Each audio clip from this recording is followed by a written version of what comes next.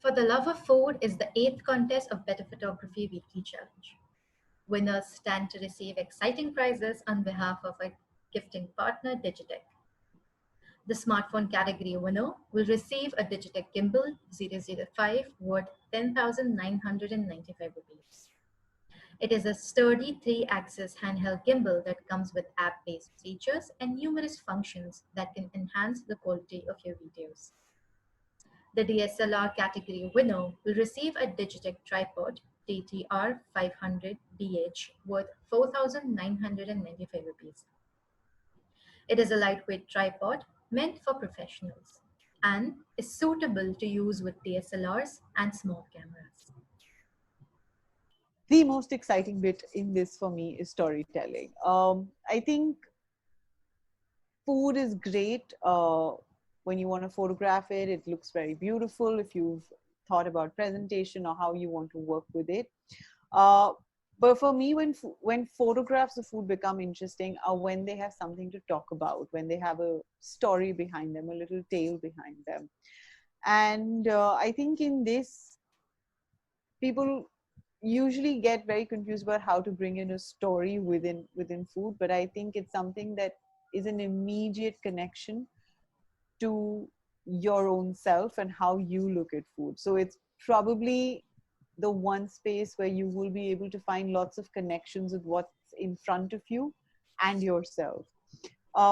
Maybe what I will do is I'll move to some of the other works first and then come back to mine, Nilofer, if that's fine with you. Yeah. Okay, so maybe one of the first images that I want to talk about over here is, this is a book that I'm absolutely in love with. It's called The Photographer's Cookbook. It was published by Aperture, I think in 2015, 2016, if I'm not mistaken. And essentially these are photographs taken by photographers of their favorite recipes.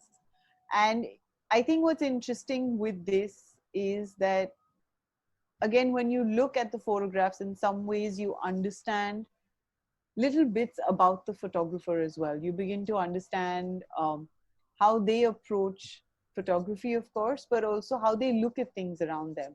So you have Ansel Adams talking about egg poached in beer, and there is a sense of composition. There is a sense of like different levels coming in, something at the back, something at the front. And then you move to Joseph Zachner, and you're looking at his potato chip cookies, and suddenly you're wondering what happened here. There is, like, you suddenly realize you're dealing with someone and you're looking at images made by a person who looks at food differently from Ansel Adams as well. And although the recipe is given there, the photograph becomes a space for experimentation, for fun, to look at the different elements that go into not the recipe or the dish, but into how the photographer is seeing light, into how the photographer is seeing composition as well. And I mean, in many ways, this is a highly stylized image. And yet, at the same time, it's a very simple image as well, which I think is really exciting. Um, these are images by Richard Avedon. I could not find the page with the recipes, so you will just have to wonder, as I did when I looked at the photograph of the lady, with this little glass of wine dangling on the edge, the little friction and tension created by that. And for me, that is also about food. So it is just looking at not just what's happening in the kitchen or on the table, but around it as well. Uh, Another work that I think I wanted to show here was by Adil Hassan, and I'm forgetting what the series was called, but basically what he had done was that he was actually working with food that had gotten bad, which happens a lot, I'm assuming, in many homes right now as well. So how do you take food that's rotten or moldy or unusable maybe in many ways, um, and make it look exciting, I think this for me allows, and I think one of the things that's really interesting here is how close he goes to the food as well. It begins to create a sense of mystery where you can see certain bits of it, but you're still not really sure what it is that you're looking at, you know. Um, Play with it, find props, create fake nails if you'd like to, Um, I think it's about looking at it as kind of like a laboratory experiment. You know, you have all these elements in the kitchen. You have herbs, you have grains, you have food, you have stuff that's frozen and has its own textures because of that. You have stuff that's moldy and green maybe, but can those colors then start becoming something else? um, I think for me this was really fun because this is actually an image that he took of, I think, about a few days, if not a week, of collecting eaten bones. So even stuff that you're throwing off into the bin, have a look at it a little closer, see if there's a story that's going on with that. Maybe there's something interesting happening on it. Um, from from something that's as, let's say, abstract maybe as working with food discards.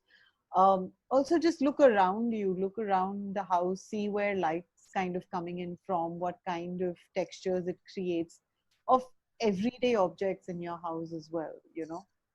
And I think that's something that really appealed to me in this particular image as well. Even in this image, thankfully, this wok had not been washed off right after food was cooked. So the greasiness of the wok suddenly transports you into a different fantastical kind of world. And and very often that can happen if we just slow down a little bit and again begin to look at the textures that are around us. Just a very, very clean example of like what light and shadow can do. It suddenly brings in not just the food, but like I begin to imagine the environment in which this food photograph was also taken. uh, I think Mauricio does this in, like, where others images are quieter, let's say, on that front, Mauricio is celebrate very celebratory and very fun filled in that, you know. So the color begins to play very differently. So even within, taking these photographs, think about how this connects to who you are as a person. Like, would you want it to be all about color? Would you want it to be quiet? You can even go black and white, as we've seen in the photographer's handbook, cookbook, sorry. And I mean, one of the interesting things that come up with Maurizio is that you can have something that's as fun as this photograph here. You can go quieter and start looking at form and shape and structure, again, coming back into composition. You can even, begin to get playful. It can become self-expressive in many ways. Or it can actually even go into talking about issues that might relate to food from a larger perspective. But that doesn't mean that you have to necessarily go out specifically at a time like right now. Please be cautious. But think about food. Think about like what you feel for it, why you're interested in it, and I think that allows for interesting approaches to then begin to form as well. uh, you know let's say for Adil, if it allows him to be in a space where he's dreaming about a book that he was reading before that, and then that book begins to manifest itself in his images. Maurizio, wants to get playful, wants to also look at other aspects in food production business. And I think a lot of us are really looking at food differently right now. We have our own questions coming because there's a lot more conscious eating, but at the same time a lot of glutton eating as well happening.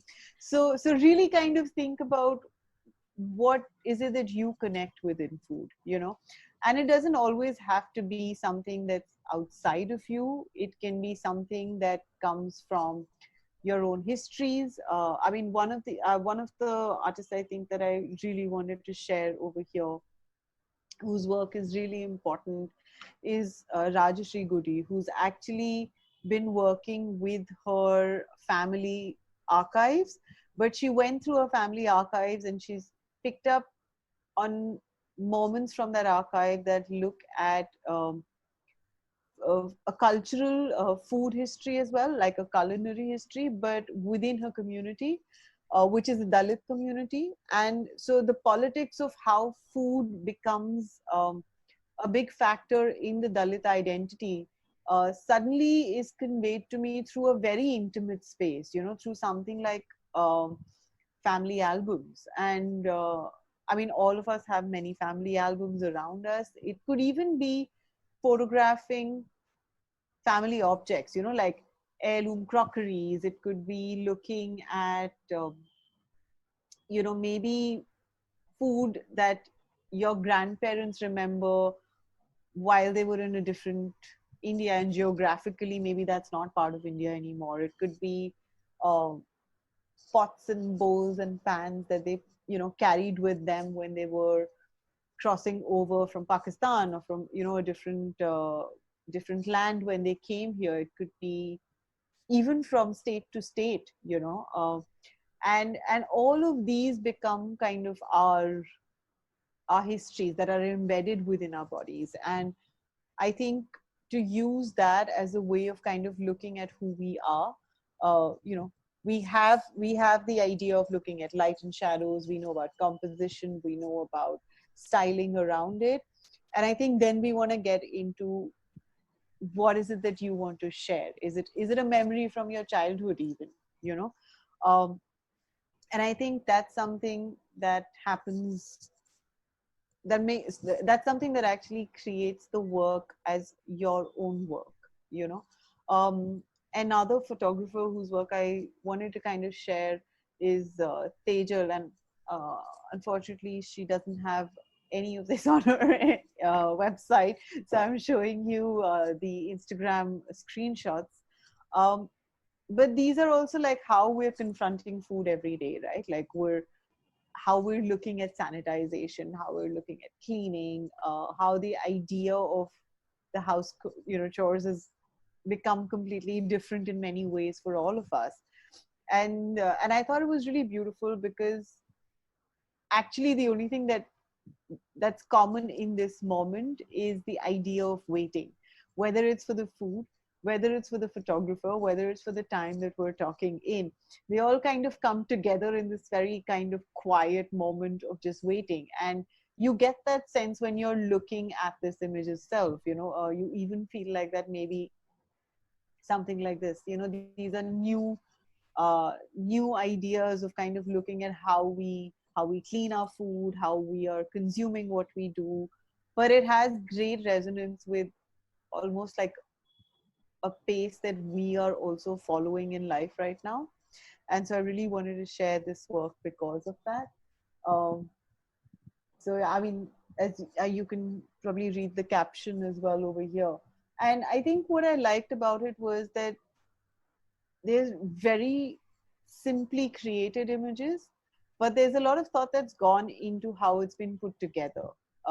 They kind of work for the individual as well, behind the camera person as well.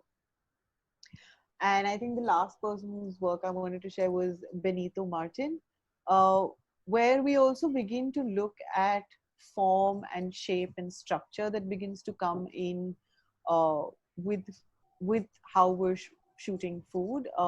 So even though and I know this is a plastic bag, I hope you're all going to use different forms with this.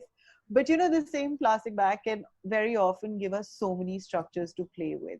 uh, it's I mean, over here this is a plastic bag, but you can do this with food. You can take food and you can shape it into different forms. You can carve into it. You can work with light and shadow to create different structures as well. In fact, the photograph could just be that of the shadow of food, but creating something that's completely abstract and might not be food at all, which I think would is very exciting too.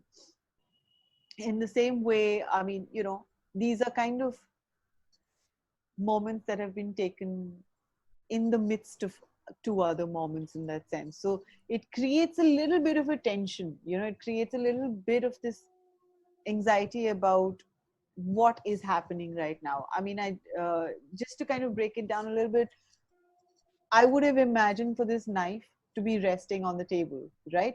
But the photographer has got it at that moment where it's right above the table, right? It's levitating. So you can actually see the entire shadow of this sword, um, as opposed to otherwise where you would just see the shadow around it. So even that idea of, I know we're all very used to looking at food bounce up in the air, but within that you can create some tension as well. You can create the possibility of stories within it as well, and I think that can be fun.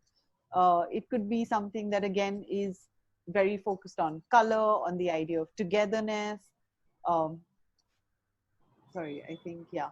So there is a lot I think that one can talk about, as long as one has these elements and these ideas of looking at light, looking at shadows, looking at form, looking at composition. These are tools that we use to say something, right? So when we know what we want to say, we can work with these tools and tweak them and navigate around them to suit what we have to say with the food. Um, but I think what I'm really looking forward to and what I'm really excited about is what people have to say. It can be playful, it can be something that's contemplative.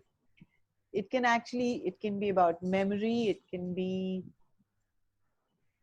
about, well, larger political, economic concerns, on how we are consuming. Um, there's so much that it can be about dreams. It can, you can actually create entire landscapes using food.